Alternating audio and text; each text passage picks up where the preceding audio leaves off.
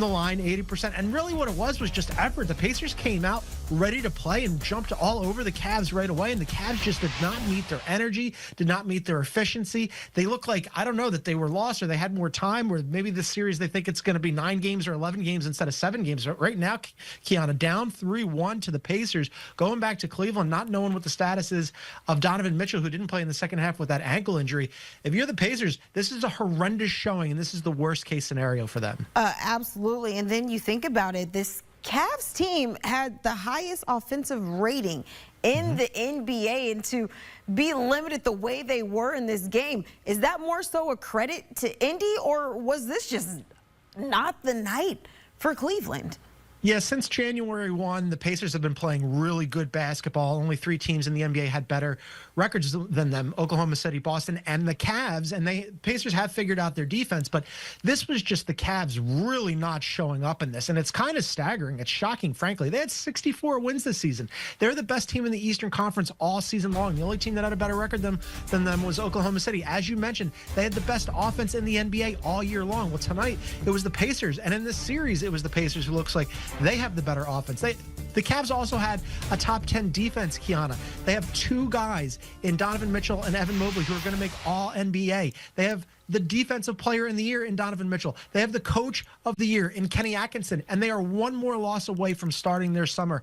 Look, if they don't get out of this series, and it right now looks like they're not going to, this will be a lost campaign for them after having a fantastic regular season. But a whole bunch of people question whether or not that regular season would translate in the postseason, and right now it is not translating. Yeah, absolutely. And it was literally about a week ago we were talking about the Cavs and the injuries that they were dealing with, being without 3 key players, and it's now like they can't catch a break because now you have Donovan Mitchell's ankle injury.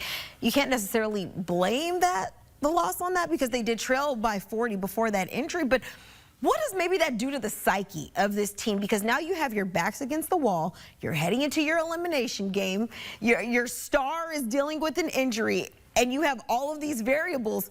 What does that do to a team when you're entering this game?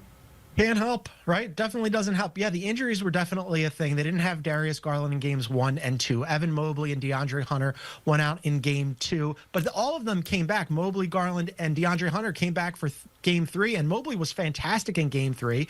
Garland was good tonight and looked much better than he did in game 3. And then DeAndre Hunter also played again tonight and looked good defensively. Yeah, it's not great to have Donovan Mitchell go out with an ankle injury, but this is the postseason. Everybody's got to raise their level. You've got to overcome these injuries. Again, you are the #1 team in the Eastern Conference and the 2nd best team in the NBA all season long. Your offense completely abandoned you tonight. Your effort, your energy completely abandoned you tonight. So yeah, not having Donovan Mitchell for the second half, that absolutely hurt them. Not knowing his status going into game 5, that can't help.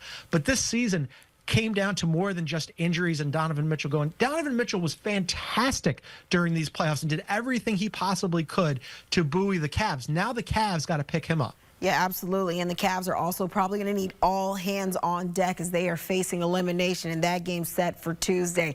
We'll see if they can bounce back after a demoralizing loss that they just had. John Gonzalez, appreciate the time there. Thank you so much.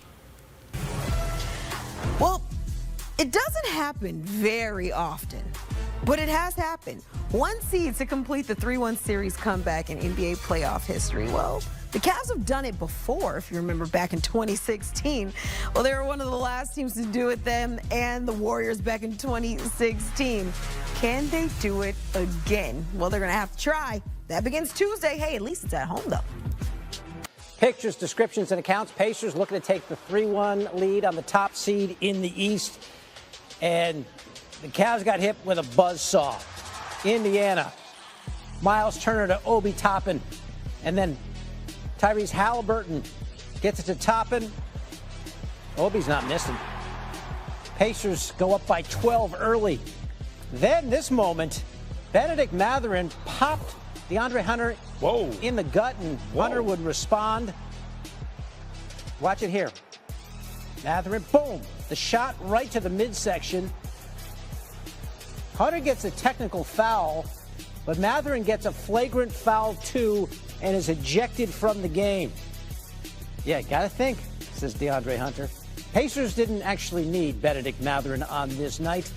Let's move along to the second quarter. Pacers already up 23. Toppin inside. There was very little resistance by Cleveland. Pacers by 25, and then Toppin goes baseline, throws it into reverse. 20 points in 21 minutes for Obi. Very smooth. Pacers up by 24. And the run hasn't even really hit yet. And even when they're just trying to mug the Pacers, Turner with the finish and one. Andrew Nembhard back inside to Miles Turner. Pacers up by 24. Then Miles Turner just goes off here. Get it to him. 33, 4-3, rainbow.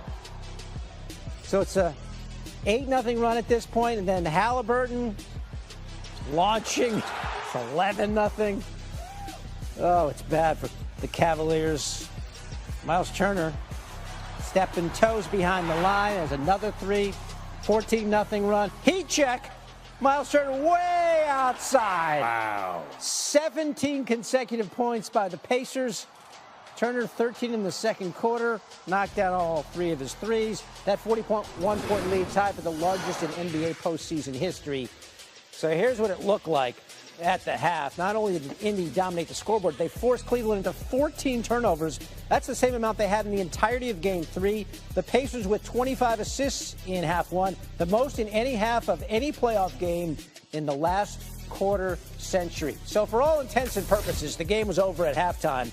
And it was definitely over for Donovan Mitchell. Warming up in the second half, he grabs the ankle and kind of limps off and would not play a second of the second half. We'll keep our eye on that. Toppin misses, but Pascal Siakam did not. He was 9 of 10 shooting for 21 points. And then Halliburton inside to TJ McConnell just slings it for Toppin. Pacers go on to win 129-109. Here's Kenny Atkinson on the drubbing. Complete domination by them is really, it's kind of the story, kind of every facet. Left ankle injury. He'll get a MRI tomorrow. No idea. I mean, obviously he couldn't go in the second half. So, see what the MRI says. Right now, we just gotta focus on us and focus on who we have. Hopefully, he's good and we'll be good for Game 5. But if not, it's gonna have to be whoever the next man up is, and we're gonna have to step up. Really proud of our performance. I thought obviously the first half was pretty amazing, the shot making, and I thought we were really good on the defensive end. There's still, we still got a lot of work to do, and just taking it a day at a time, you can feel good about this for the night and move on. Let's bring in our senior NBA reporter, Brian Windhorst, on this. I get it, Brian. Sometimes things snowball on you. That was an avalanche coming down on the Cavs. That we don't see a lot of 41-point halftime leads in the NBA. And then Donovan Mitchell doesn't play in half two with the ankle, and you wonder, was it the